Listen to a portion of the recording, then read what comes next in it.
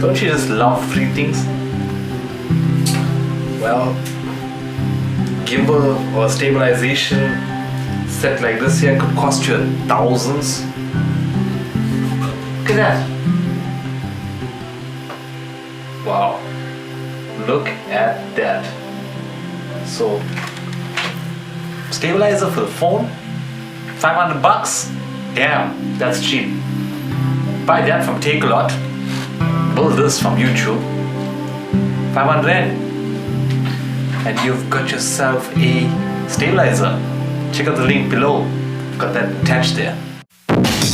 Hey, no, no, hey, no. So what Adobe has done is they have cut down everything out of the whole Photoshop suite, called it Lightroom, and said, okay guys, this is for you guys, this is for the photographers, this is for you guys that don't want to do all that bulk editing and don't want to use the software that is so confusing as Photoshop. This is for you. So we're going to take a look at how to use Lightroom, the quickest, fastest way, how I've been using it, and how I've made it efficient in a few steps just to get that image just looking perfect and getting good color tones, getting that feel that it is a professional photo that's being taken. So that's what I'm going to do. I'm not going to dive into everything about Lightroom. So I'm just going to show you a few quick steps on what to do to get that final product looking great, looking good. So without further ado, let's just jump straight into it. As you can see, we are using the Adobe Lightroom Creative Cloud Classic, and look at develop is on top here. So as you can see, the picture is very bland. It's also shot in RAW, so I don't use any effects from the camera itself. I just shot it in RAW. So as you see this picture, it's exactly what I saw in person. You can see there's a lot of dark shading. The picture is also very dark. As you can see, I didn't put any lotion in my elbows. You can see it is a very high contrast picture, every bit of the picture.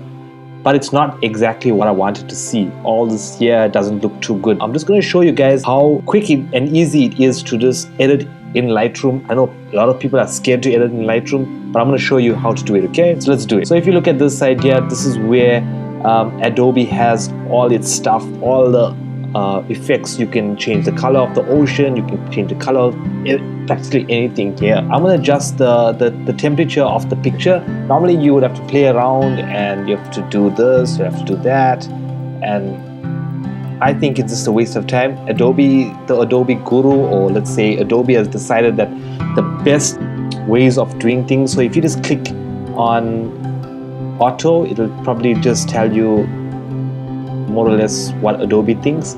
But because I took the picture during the day, I'm going to click on daylight.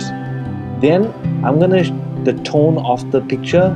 Normally you would adjust the tone down like that or up like that.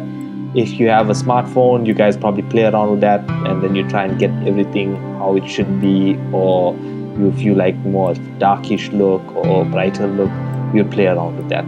But I'm not going to do that. I'm going to do something which I think is a bit of a cheat, but it's actually a good cheat. So I'm going to click auto. So it's giving me a general look as to what the picture is like, what Adobe thinks the picture should be like. So if you press the Y at the bottom, it should tell you what the before and after. And straight away we can see that this picture here, it has more light in it as compared to this picture here. So I already know I'm on the right path. And if you double click on it, it'll show you more of how the picture looks onto the before side and onto the after side. I feel like I'm on the right path. I don't know if you guys are feeling the same. You can also look at it that way. So I'm just going to go back into it. And then as you go down, I'm also going to increase the clarity so I can get more clarity of the picture. I think it is a beautiful picture, but I just need to just increase it slightly. Also give that a bit more saturation so that everything has a bit of color, especially these wooden parts here.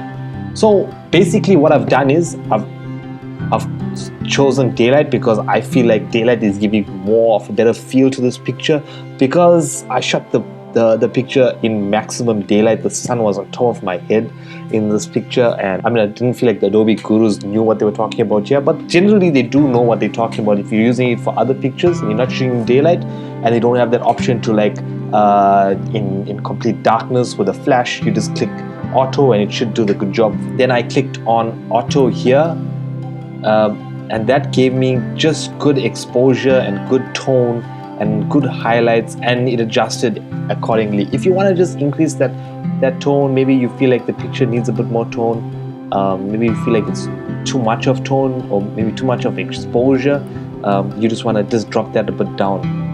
So I'm just going to click back onto auto, and then I increased the clarity, so it gave me a bit more clarity on the image. And then as you go down, there is another option. So this is lens correction. If you see here, lens correction, what it actually means is that Adobe Lightroom is so advanced that it tells you that the picture that you have in front of you and the camera that you have taken this picture with the lens that you have done it with, does not look right or does not feel right. Maybe the settings were wrong or something was wrong on your camera.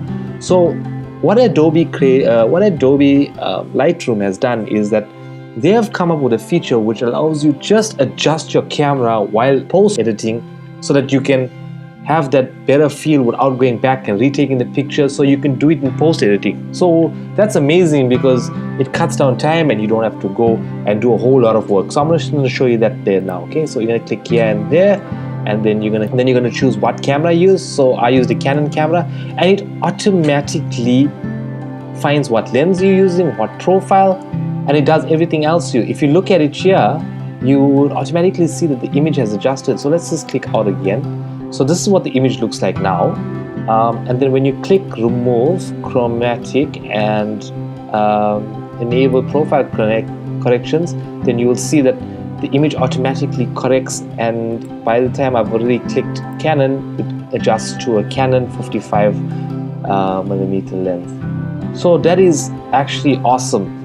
And then we have obviously the before and the after, and you can see straight away that the picture is dramatically changed.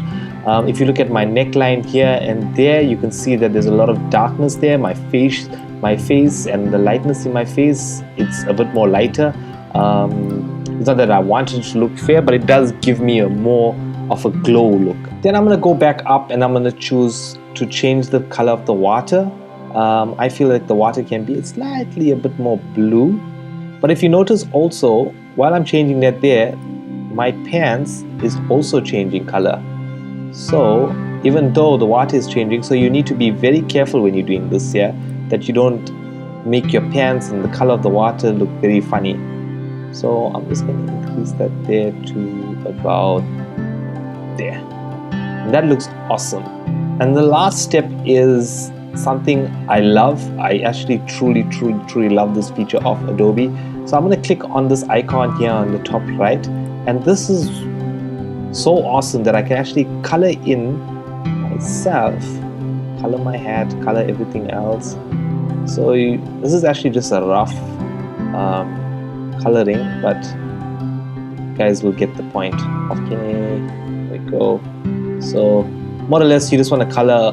You don't have to be so precise, but you just color what you can see. Okay, so I'm going to double click on exposure, and then the image returns back to normal.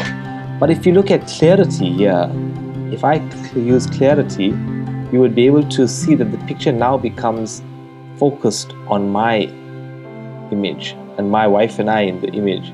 I'm not going to overdo it. I'm just going to click there, and I'm going to try and remove some of the shadows in this here. Not so it makes us look fair, but there's a lot of darkness in the shot.